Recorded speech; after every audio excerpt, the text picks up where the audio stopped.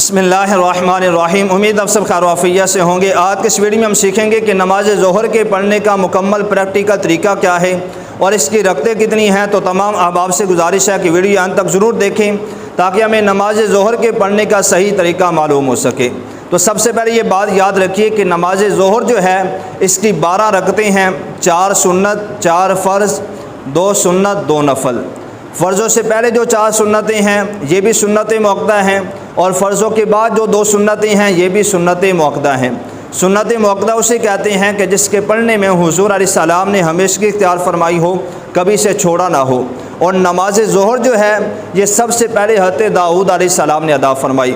ایک روایت میں یہ بھی ہے کہ سب سے پہلے حضرت ابراہیم علیہ السلام نے ادا فرمائی، لیکن جس روایت کو بہتر روایت فرمایا گیا وہ یہ ہے کہ سب سے پہلے نماز ظہر جو ہے یہ حضرت داؤد علیہ السلام نے ادا فرمائی۔ اب نماز ظہر کے پڑھنے کا طریقہ کیا ہے یہ سیکھ لیتے ہیں۔ سب سے پہلے ہم نے 4 سنتیں ادا کرنی ہیں۔ سنتوں کی نیت کرنے سے پہلے ہم نے بالکل سیدھا ہو کے کھڑے ہونا ہے، پاؤں کا رخ قبلے کی طرف ہو، پاؤں کے درمیان کا جو فاصلہ ہے یہ زیادہ سے زیادہ 1 بالش یعنی کہ 1 گٹ ہو، اور کم سے کم 4 انگل ہونا چاہیے۔ پاؤں بالکل سیدھے ہوں، رخ قبلے کی طرف ہو، نیت کریں گے۔ نیت دل کے ارادے کو کہتے ہیں۔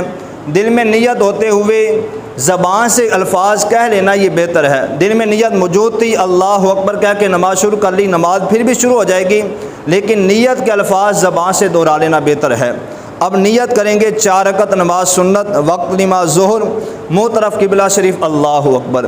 یہ بات بھی یاد رکھیے کہ جب ہم نے نماز پڑھنی ہے تو کھڑے ہونا ہے جب، تو ہماری جو نظر ہے یہ سجدے والی جگہ پہ ہونی چاہیے۔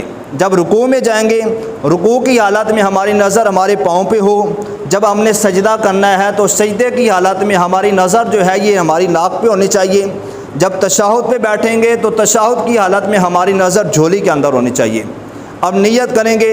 نیت کرنے سے پہلے ہماری جو ہتھیلیاں ہیں ہاتھ کی، ان کا رخ قبلے کی طرف ہو، اور ہاتھوں کے دونوں انگوٹھے کانوں کی لو کے چھو جائیں۔ جب ہم نے تکبیر تحریمہ کہنی ہے یعنی کہ اللہ اکبر کہنا ہے، نیت کرنے کے بعد ہاتھوں کی ہتھیلیاں قبلے کی طرف ہوں اور ہاتھوں کے دونوں انگوٹھے کانوں کی لو کو چھو جائیں۔ تکبیر تحریمہ کہیں گے اللہ اکبر۔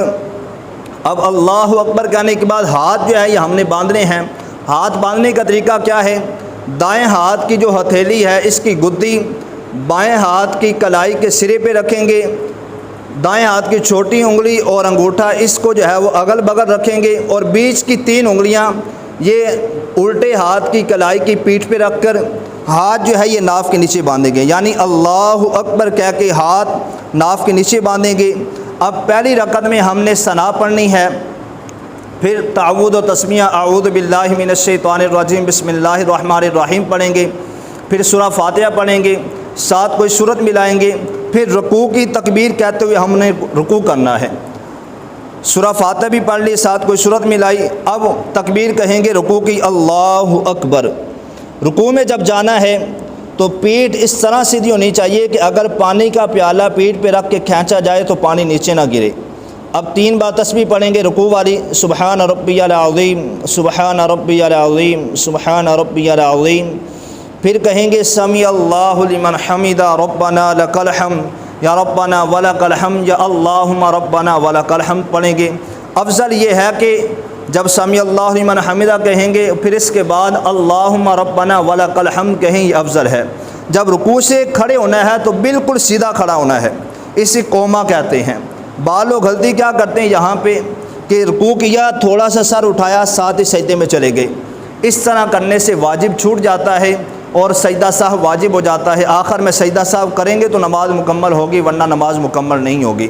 تو رکوع کریں گے، رکوع کرنے کے بعد سمیع اللہ لمن حمدہ، ربنا ولک الحمد، یا اللہم ربنا ولک الحمد کہنے کے بعد سجدے کی تکبیر کہیں گے، اللہ اکبر کہتے ہوئے جب سجدے میں جانا ہے تو سب سے پہلے دونوں گھٹنے لگانے ہیں، پھر دونوں ہاتھ، پھر ناک کی ہڈی، پھر پیشانی لگانی ہے۔ جب سجدے سے سر اٹھانا ہے پہلے پیشانی اٹھائیں گے، پھر ناک، پھر دونوں ہاتھ، پھر دونوں گھٹنے۔ اب سجدے میں جب جانا ہے اللہ اکبر کہتے ہوئے پہلے دونوں گھٹنے لگائیں گے، پھر دونوں ہاتھ، پھر ناک کی ہڈی، پھر پیشانی۔ جب سجدے میں جانا ہے تو سجدے کی حالت میں ہاتھ جو ہیں ان کو جو ہے وہ کانوں کے برابر رکھنا ہے۔ اب تسبیح پڑھیں گے سجدے والی 3 بار، سبحان ربی الاعلیٰ، سبحان ربی الاعلیٰ، سبحان ربی الاعلیٰ۔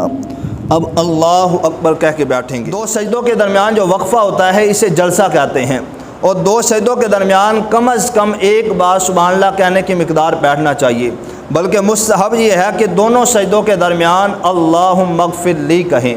اب پھر دوسرا سجدہ کریں گے اللہ اکبر کہہ کے، تسبیح پڑھیں گے سبحان ربی الاعلیٰ، سبحان ربی الاعلیٰ، سبحان ربی الاعلیٰ۔ اب اللہ اکبر کہتے ہوئے دوسری رکعت کے لیے کھڑے ہوں گے۔ پہلے ناک اٹھائیں گے، پھر پیشانی، پھر دونوں ہاتھ، پھر دونوں گھٹنے۔ اب دوسری رکعت کے لیے جب کھڑے ہوں گے تو دوسری رکعت میں بسم اللہ کے ساتھ سورہ فاتحہ پڑھیں گے، ساتھ کوئی سورت ملائیں گے، پھر تکبیر کہیں گے رکوع کی، رکوع میں جائیں گے اللہ اکبر کہہ کے 3 بار تسبیح پڑھیں گے سبحان ربی العظیم، سبحان ربی العظیم، سبحان ربی العظیم۔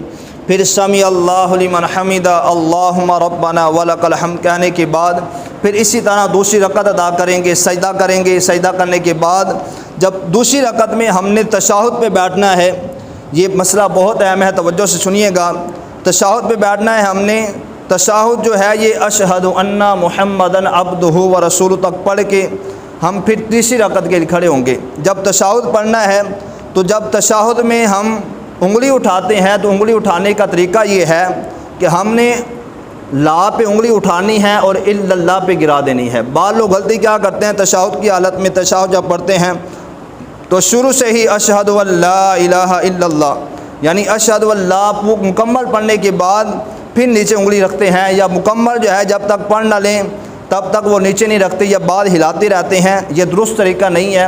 اس کا درست طریقہ یہ ہے، جب ہم نے تشہد پڑھنا ہے، تشہد میں لا پہ انگلی اٹھانی ہے، الا اللہ پہ گرا دینی ہے، اور جب گرانی ہے تو ہاتھ بالکل سیدھا کر لینا ہے۔ اس کا طریقہ یہ ہے، جب تشہد پڑھیں گے اشہد ان لا الہ الا اللہ، اس طرح الا اللہ پہ انگلی گرائیں گے اور ہاتھ بالکل سیدھا کر لیں گے۔ تشہد پڑھنے کے بعد اب تیسری رکعت کے لیے اللہ اکبر کہتے ہوئے کھڑے ہوں گے۔ تیسری رکعت میں سورہ فاتحہ پڑھیں گے، ساتھ کوئی سورت ملائیں گے، رکوع و سجود کر کے چوتھی رکعت کے لیے کھڑے ہوں گے، سورہ فاتحہ پڑھیں گے، ساتھ کوئی سورت ملائیں گے، رکوع و سجود کر کے تشہد پہ بیٹھ کے تشہد مکمل یوم یقوم الحساب تک پڑھ کے دونوں طرف سلام پھیر دیں گے۔ یہ تھا ظہر کی 4 سنتیں پڑھنے کا طریقہ۔ لیکن جب ظہر کے 4 فرض اکیلے پڑھنے ہیں، نیت کریں گے، نیت کرنے کے بعد اللہ اکبر کہہ کے ہاتھ باندھ لیں گے۔ پہلی رکعت میں ثنا پڑھیں گے، پھر تعوذ و تسمیہ اعوذ باللہ من الشیطان الرجیم بسم اللہ الرحمن الرحیم پڑھیں گے، سورہ فاتحہ پڑھیں گے، ساتھ کوئی سورت ملائیں گے، رکوع و سجود کر کے دوسری رکعت کے لیے کھڑے ہوں گے، بسم اللہ کے ساتھ الحمد شریف پڑھیں گے، ساتھ کوئی سورت ملائیں گے، رکوع و سجود کر کے دوسری رکعت کے لیے جب التحیات پہ بیٹھیں گے، تشہد جو ہے یہ اشہد ان محمدًا عبدہ ورسولہ تک پڑھ کے پھر تیسری رکعت کے لیے کھڑے ہوں گے۔ اگر کسی نے بھولے سے آگے درود پاک شروع کر لیا تو اس پر سجدہ سہو واجب ہو جائے گا، آخر میں سجدہ سہو کرے گا تو اس کی نماز مکمل ہوگی، ورنہ اس کی نماز مکمل نہیں ہوگی۔ تو جب فرض پڑھنے ہیں ظہر کے 4 تو دوسری رکعت میں جب تشہد پہ بیٹھیں گے اشہد ان محمدًا عبدہ ورسولہ تک پڑھ کے پھر تیسری رکعت کے لیے کھڑے ہوں گے۔